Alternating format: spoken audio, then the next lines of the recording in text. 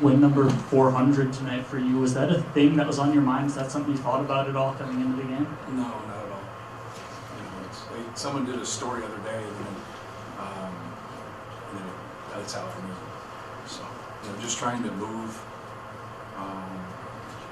kind of, through two, road games and coming here when we have such a unbelievable following, electric crowd. They can't win the game for you, right? And so, we didn't have the energy. I thought our crowd against Rutgers was fabulous. Our students weren't here. I think it was the best crowd we've ever had without our students in terms of how into it they were. They were just so into it. And sometimes you're not that way. I'm not that way when I go to a game. I don't want to sit there and go crazy and yell and scream. I want to watch it. And so our support here is big time, but we can't rely on our support to win games for us. We got to go out there and do it. If you play well, there's such an advantage, but you got to play well. You got to give them something to cheer about. But no, just trying to keep our focus after we've had a couple tough road games and come back home and get a win against Nebraska, who should have beat us at their place. We were very, very fortunate to win in Lincoln, in that game. Playing them once in Lincoln, did you have a pretty good idea where the openings would be for Fletcher? Yes. In this game, just how you guys executed that. Right. Yeah, you don't know exactly how they'll guard everybody, but how they defend us in the post, that's how they defend everybody. That's their thing. They come on a baseline double, and it's really not going to be effective if you just kind of throw it in and practice it 2 or 3 days. It's not going to be effective at all. Your rotations are going to be poor. That's what they've done from day one. So in the summer and the fall, that's what they put in, and they're really good at it. They do a good job. We made a couple adjustments, and just trying to put, once you can get it out of there, the guy that's the most dangerous away from everything, because that's what ends up happening the most. Not every time, but if they take your dive away, now you get a 2-on-1 on overloaded sides. So we were just trying to hold and then just get the ball out of there and then make one more pass and then shoot it or drive it at that time, or throw the ball back into the post again. But everything looks better when the ball goes in. So Fletcher's ball goes in, so I'll go, man, you guys did a great job. Well, we were open in Lincoln too, and the ball didn't go in. And so they'd say, hey, well, what's wrong? Nothing's wrong. Things look good when the ball goes in. Matt, I know Brian didn't play tonight, but you kind of stuck this, 10 players basically getting minutes every night. 9 guys got at least 7, 8 guys played double-digit minutes. Yeah. Just in terms of completeness of this team and the ability to bring it off the bench that can, you don't lose a whole lot. How important is that for the success of where you are right now? It's very important, and we got to do a better job with our rotations and just being functional. We get a lead tonight, and we sub, and the lead dwindles a little bit. We sub guys back in, and the lead grows.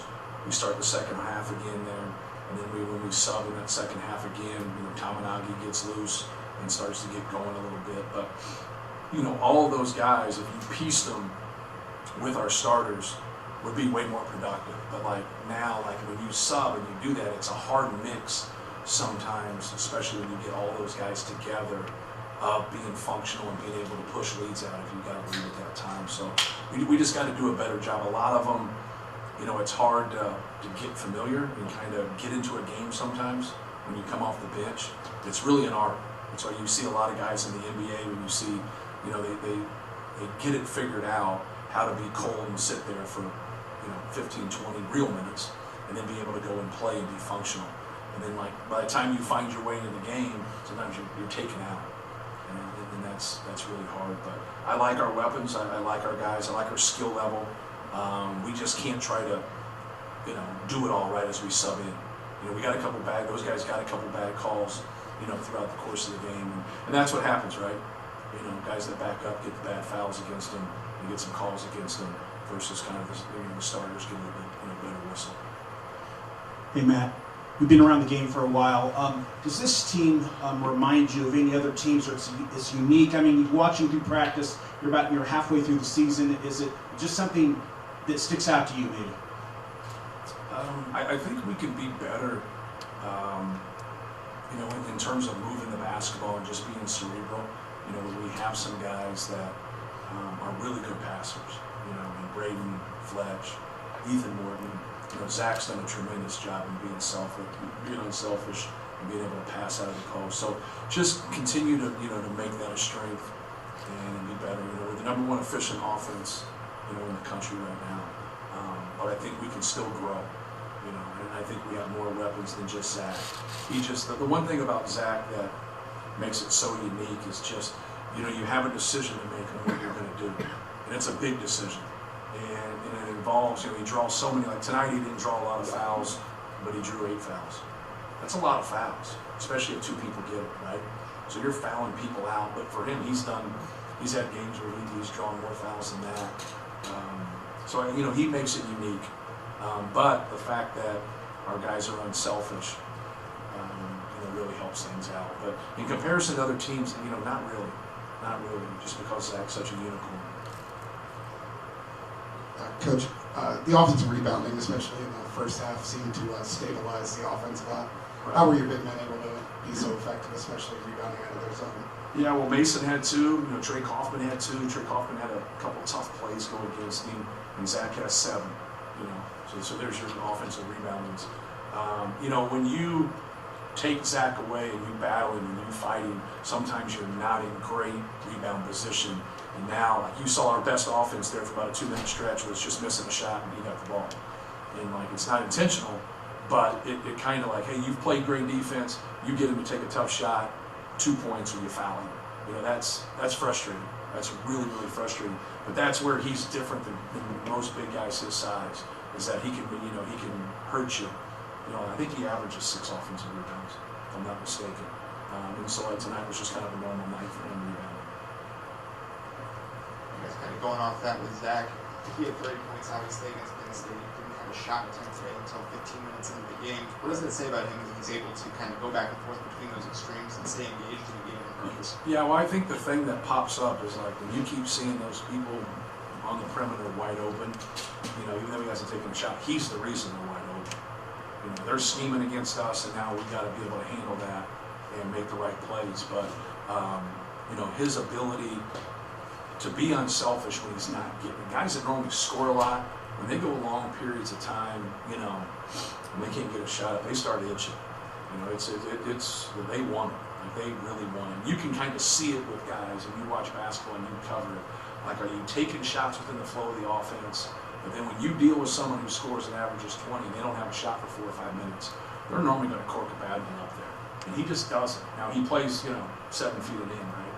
So, like, his bad shot's a hook shot from 8 feet. But he doesn't. He's unselfish. And I think a big piece of that, is simply, he didn't go through what everybody else went through in terms of the recruiting. He wasn't a dominant player. He didn't play in middle school. Like, nobody told him he was, going to be the next coming. No one told him he was going to be an All-American or have a chance to be National Player of the Year or a Big Ten MVP. That was never in his thought process. So he just listens to coaches and tries to take it in, and he works on his game. And it's that simple. Like, he doesn't have a wall. A lot of people will have a wall between a player and a coach, and he just doesn't have that. And that's pretty unique. I think we have a lot of guys like that. But for a guy of his stature, what he's accomplished, it's pretty cool. Matt, this program is now one of 11 with 1,900 all-time wins. What does that, you've been around here for so long, what does that say to you about Purdue basketball? You're fortunate as a head coach to be a part of it, just like as a player. I always tell our guys, if they come in and fire me on Wednesday, I bet you they play the game on Saturday. And if we got to move you because you do something stupid, I bet you we play on Saturday. So it goes on with or without you. If you understand that, and that's what everybody is, like in everything that you do, your impact is really after you leave. In any job, in any person in occupation, it's just like, when you leave, they'll be like, man, like this next guy's come in and he doesn't quite do the same job as the other guy. And that's what you want to do. You want to leave it better than you found it. But Purdue's a special place. It's got great people, it's got great education, and they love basketball. I'm not saying across the board it gets this way, but they just understand if you're playing hard and you're playing together. I'm not saying every fan at Purdue understands that, but collectively they do. More than a lot of fan bases, if not all fan bases. And that's the one thing you've got to be able to do. You've got to play together, and you've got to play the right way, and you've got to play hard. And if you do that, they'll appreciate that. And they love that. They understand that piece of basketball. So you yourself had made mention yesterday of the fact that Fletcher's had a couple games this season, Florida State being one, Minnesota, I think, being another, where he's had a lot of good looks from very early on, or if he makes a couple more, maybe the game unfolds entirely differently. Just how important was that stretch to open the game? And is it more important to make early threes in that sense? I think it's more important to make threes against a team that we struggled against. You know, you can't, forget that we're up 14 points in 14 minutes, and Zach misses a 5-footer, and then we go to the other end in Lincoln, and Fletch fouls a 3-point shooter and he makes it. So now instead of it being 16, it's 10, and now you've got to manage the number. That's what our spurt in the second half did for us today. Is that the start of the second half? Is that we got it to 21, and they never got it to a manageable number. I think they got it down to 14 or 15, but they never got it to that point. But getting off to a good start, should help you. It doesn't always help you. Sometimes it's a kiss of death, right? You see it in the NBA a lot. You get up 15 points, and you feel like, oh, that's a kiss of death. But in college, it's not as much, but it still can happen. But no, him just getting good looks, period. I always say that to those guys, especially the guys that can shoot and play like he can, is don't ever pass up good shots.